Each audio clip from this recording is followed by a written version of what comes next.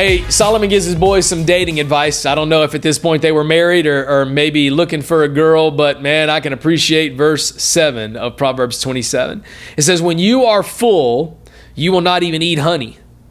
But when you're hungry, even something bitter tastes sweet. Here's a lesson that I learned specifically in college when I began to grocery shop for myself. Never go to the grocery store hungry. You will end up spending more money than you want to on stuff that you do not need that probably isn't good for you anyway. Here's how that connects to relationships. When people are dating or are looking for things in their life to satisfy a hunger, Solomon is going to tell his boys, hey, make sure that you fill yourself on the things of God first. That way you won't be looking for things to snack on later. I know so many people that are looking for relationships because they're looking for identity. They're looking for satisfaction. They've somehow connected their purpose in life to the person that they're dating. They're starving. But what happens when you're starving? When you're thirsty in life? You begin to lower your standards. Solomon says even bitter food begins to taste sweet when you're really, really hungry. So what are you satisfying yourself with? What are you making sure that you nourish your body with spiritually so that when you go out into the world, you're not looking for every little thing, good, bad, or ugly? Are you secure? Are you full in the key areas of your life that only God can fulfill? Or are you spending your entire life trying to fill a God-sized hole with every other thing that could possibly fill it?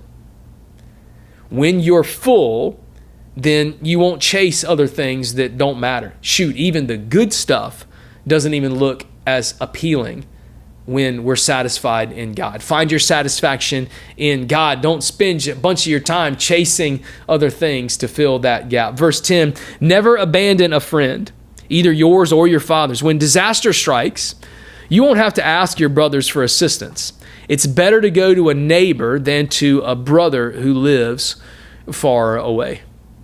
Shifting gears, Solomon says, the people that you have around you really matter, and especially during times of adversity. There's two pieces of advice that I received that are kind of connected to verse 10, never abandoning a friend, making sure that you're there when it really matters. There's been times in my life where difficulty has happened and tragedy has struck a friend of mine's life. And there's two things that I remind myself that I try to do that I want to share with you. Man, when a friend is facing adversity, do this. Just show up and shut up. Just show up, man. When someone is struggling and has difficulty, just go to them. Just show up at their house. Man, just show up in their life. Be a presence. There's so much power in presence when a brother or a friend is facing adversity. And then when you show up, man, just be with them.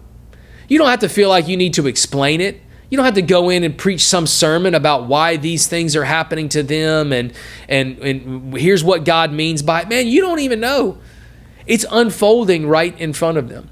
So just be there with them. Just commit that during adversity, you're going to be a brother that shows up and shut up. It's the power of presence. Be there for them. Better to have a friend or a neighbor that's really close when bad things happen than a brother who lives states away that can't be with you. That's a testament to the power of presence that Solomon is trying to instill in his kids. Show up, shut up, and never shop hungry.